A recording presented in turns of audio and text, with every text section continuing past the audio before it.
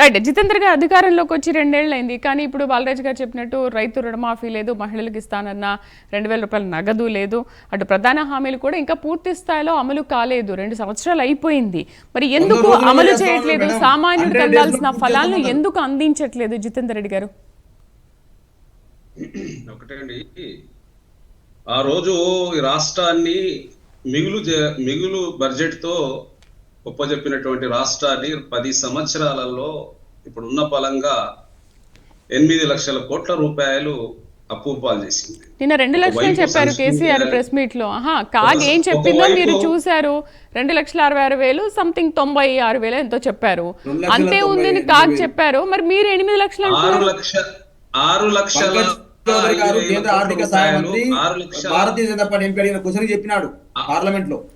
6,500,000 కోట్ల రూపాయలు వడ్డీలకే చెల్లిస్తుందండి రాష్ట్ర ప్రభుత్వము.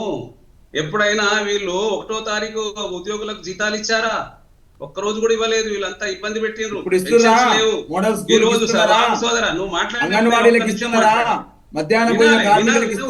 లేకపోతే ఎట్లా? వినాలే నువ్వు ఎంతో చూడండి.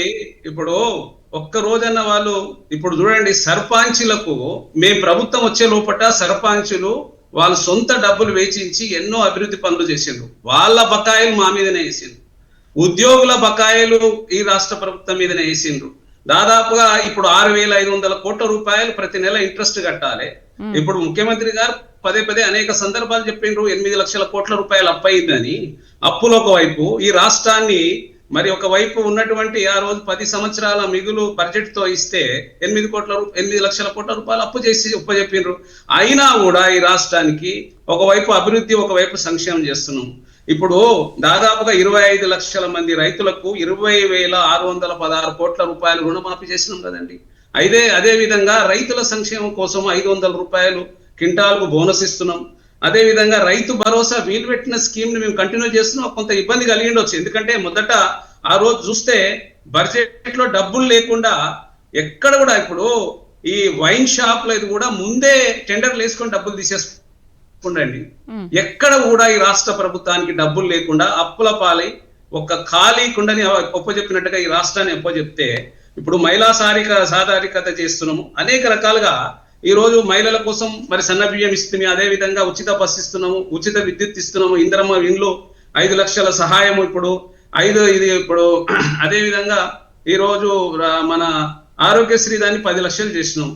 ఇట్లా అనుకుంటా పోతే ఇప్పుడు మేము ఏమంటున్నాం అంటే, మా మంత్రులు కానీ మా ముఖ్యమంత్రి గారు ఏమంటున్నారు, మీరు రండి అసెంబ్లీకి, ప్రతిదీ ప్రాజెక్టులు చర్చిద్దాం, మేము చేసినటువంటి ఇప్పటిదాకా అభివృద్ధి ఏ విధంగా ఉందో ఆ అభివృద్ధి విషయంలో చర్చిద్దాం, అన్ని విషయాలు చర్చిద్దామని అనేక సందర్భాలలో ఉన్నటువంటి మాజీ ముఖ్యమంత్రి కేసీఆర్ గారిని, మా ఉన్నటువంటి పొన్నం ప్రభాకర్ గారు కూడా ఇన్విటేషన్ ఇచ్చి రమ్మని చెప్పి, మీరు రండి, మీరు 80,000 బుక్కులు చదివినటువంటి పెద్ద మేధావి కదా, రండి, సజెషన్స్ ఇవ్వండి, సలహాలు ఇవ్వండి, మేము తీసుకొని ఈ ప్రభుత్వాన్ని నడుపుతాము, మీరు రండి అని చెప్పి అనేక పర్యాలు కోరినా కూడా మరి ఆయన రాకుండా మా ఫామ్ హౌస్ లో పడుకొని మరి ఈ విధంగా ఈ రోజు రావడంతో మేము ఇది జరిగిపోయింది అది జరిగిపోయింది అని చెప్పడం ఏంది? ప్రతిపక్ష పాత్ర అనుభవిస్తూ రాకపోవడం, మాట్లాడకపోవడం అనేది తప్పు కదండి. ఈ రోజు ఇది చేయలేదు అది చేయలేదు ఈ రోజు మాట్లాడితే ఎట్లా?